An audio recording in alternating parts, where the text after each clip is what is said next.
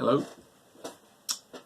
Bit of a change of pace at the moment. Some stuff going on with family, and which we all need to deal with from time to time. So it is what it is. So as a bit of a distraction,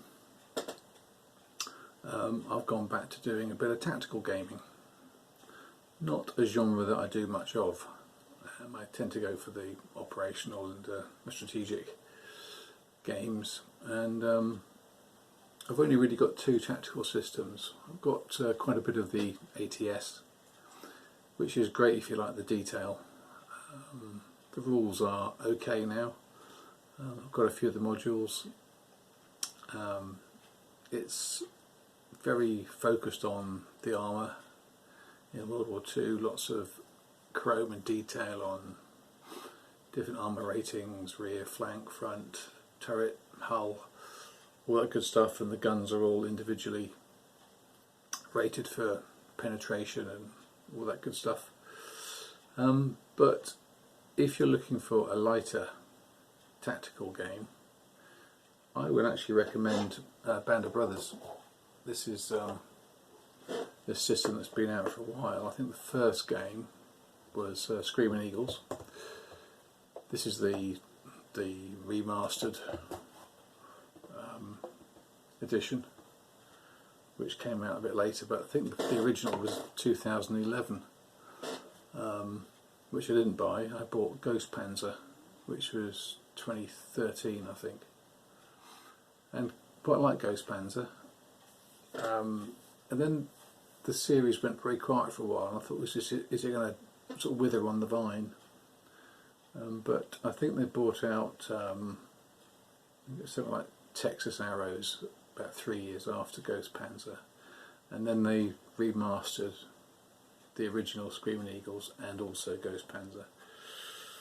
Thicker boards, thicker mat boards primarily.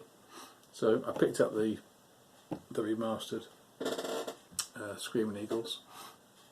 There was also a Battle Pack 1, and I think there was some issue with the colour tones on that. But there was a second edition of the Battle Pack 1, and I saw it on sale recently, and I thought, quite fancy the big maps, because all the basic games have got little map segments that you can put together in different configurations. Lots of variability, so you've also got the option of these two big maps, which I say two, it's one map which is double-sided. And for the bigger scenarios, there's lots of other scenarios in the book which comes with Battle Pack 1, which some of them need just Screaming Eagles and or Ghost Panzer, or maybe also Texas Arrows, which, as I mentioned, came out after the first two. And just recently they've released the Old Breed, which is fighting in the Pacific. I haven't got that. I mean, it looks quite interesting. But it's it does what it does quite well. I mean, the whole rules, if you ignore the example of play, which is nice to have, and the optional rules, 16 pages. 16 pages for a game that includes the infantry tactics, armour, artillery, support weapons, opportunity fire, terrain effects, obviously, all that good stuff. And it does it in a very neat little package. So I'm just doing my second scenario, and one of the bugbears of tactical games is line of sight. You can now get these little dinky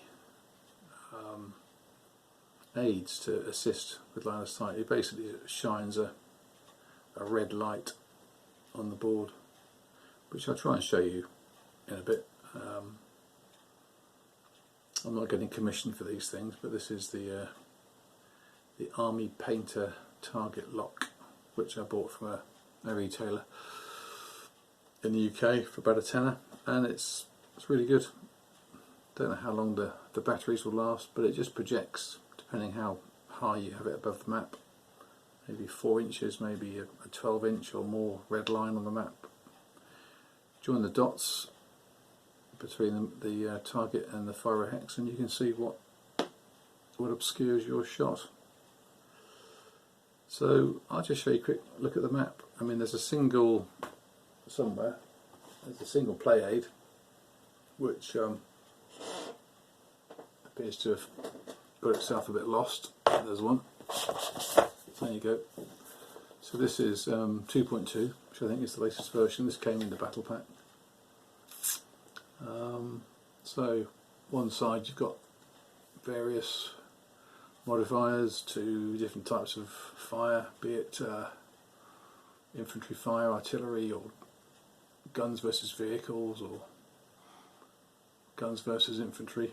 And then on the other side you've got a nice single sheet of all the terrain effects. It uses a D10 dice to resolve combat, and what it does emphasise more than some of the other systems is the need to suppress the enemy before you approach, which to my way of thinking seems a fairly realistic design philosophy. You know, you need to keep their heads down before you advance. So there's 2 levels of suppression, sort of suppressed and fully suppressed, and the target can actually do something potentially when it's suppressed by passing a morale check, and furthermore, if you are fully suppressed, there's a harder morale check to pass as you try and close for hand-to-hand combat to conduct melee. I've done the last scenario had some armour in it, so we were looking at some tank-on-tank action, and it's relatively simplistic. Vehicles are rated for frontal armour and combined side-rear. The guns are given values for attacking soft targets or hard targets, and but it plays fine. There's a concept of proficiency for the vehicles, so if they're making a hard shot, which could be it's at range beyond, I think, 5 hexes, or if you're trying to fire on the move, obviously more difficult, you've got to pass your proficiency check. But you know, what a neat little package. And I've looked at old school tactical, didn't really draw me in very much. From what I saw, some of the examples of play, and I've never really got into ASL. I think that would be too much of a time sump. I think you just have to pour so much energy into it. So this for me pretty much ticks the box. Let's have a look at the map. Just turned off the overhead light because there's too much glare, but if I zoom in you can see the counters. So these are rated for, that's the fresh morale, suppressed, fully suppressed, and they're rated for their firepower, what they call their proficiency firepower, if they fire whilst moving. So it's not quite so effective. The range and these last 2 numbers are used to determine any possible casualties when receiving fire. So you can see these guys, who are American paratroopers, pretty good squads up against some second line Germans. The big problem for them is the proficiency firepower is only 1, so trying to shoot at a moving target is pretty tough.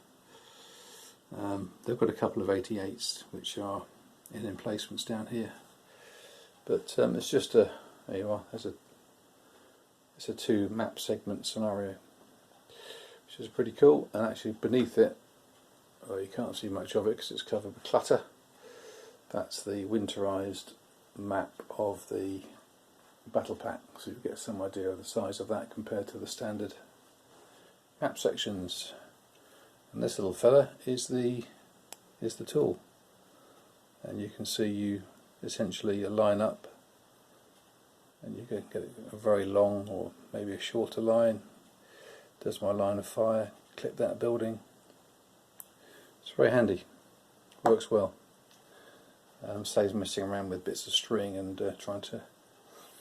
You can actually pretty much shine the light above the counters, because you can work out where the middle of each hex is. So that's what we're currently doing. Might get back to some bigger stuff later.